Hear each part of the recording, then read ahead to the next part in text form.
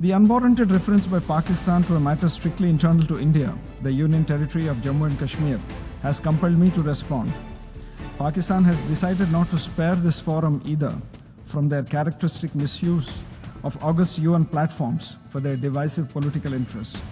I'd like to remind Pakistan that being a member of the UN Security Council is a huge responsibility. It's not a forum for peddling biased and false narratives.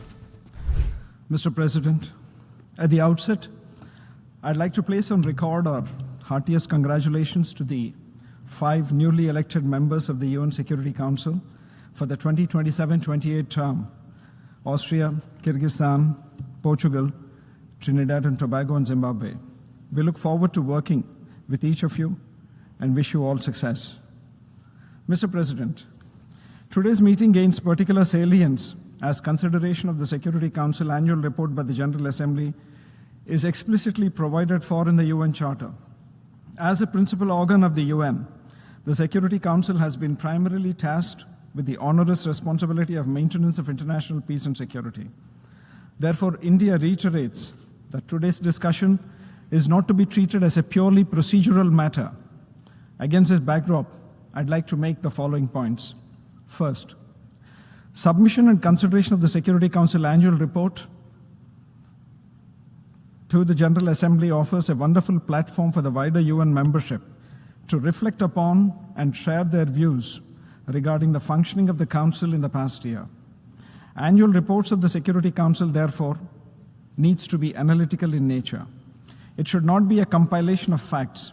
Areas of improvement and gaps, if any, with regard to discharging Council's core mandate of maintenance of international peace and security must feature prominently in the report.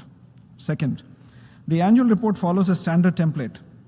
Inclusion of several significant elements could enrich the value of the report and help serve its purpose better. Please allow me to offer a specific example. Peacekeeping is an important tool available at the disposal of the Security Council to fulfill its critical responsibilities.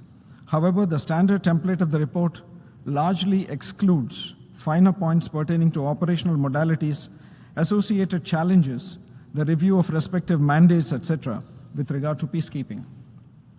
Third, the annual report discussion in the General Assembly is usually held towards the end of the first half of the subsequent year.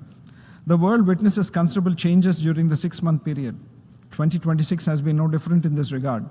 Therefore, India urges that this aspect be accorded due importance, and the report may be submitted for consideration of the General Assembly in the early part of the year itself.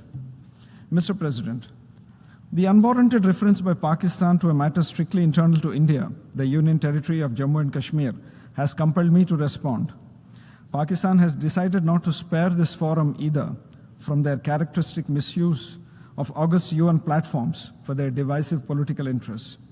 Abuse of its presence on the Security Council by Pakistan, including through the circulation of several misinformed and misleading communications, also testifies to this counterproductive approach.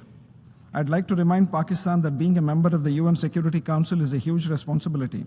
It's not a forum for peddling biased and false narratives. I'd like to make it loud and clear: Jammu and Kashmir was, is, and will always remain an integral and inalienable part of India. Any assertions to the contrary are baseless, devoid of, and inconsistent with historical facts. Empty rhetoric and hollow claims by Pakistan would not change this fundamental reality. In the interest of time of the wider UN membership, I would not delve any further into this. Mr. President, finally, we all recognize the importance of reform of the Security Council to make it fit for purpose to handle contemporary and future challenges that we face. The current structure reflects geopolitical realities of 1945. Retaining the status quo has so far not enabled effective functioning of the Security Council and cannot do so in future. The marginal reform in the 1960s that expanded only the non-permanent category has not changed the fundamental mode of functioning of the Security Council in any impactful manner.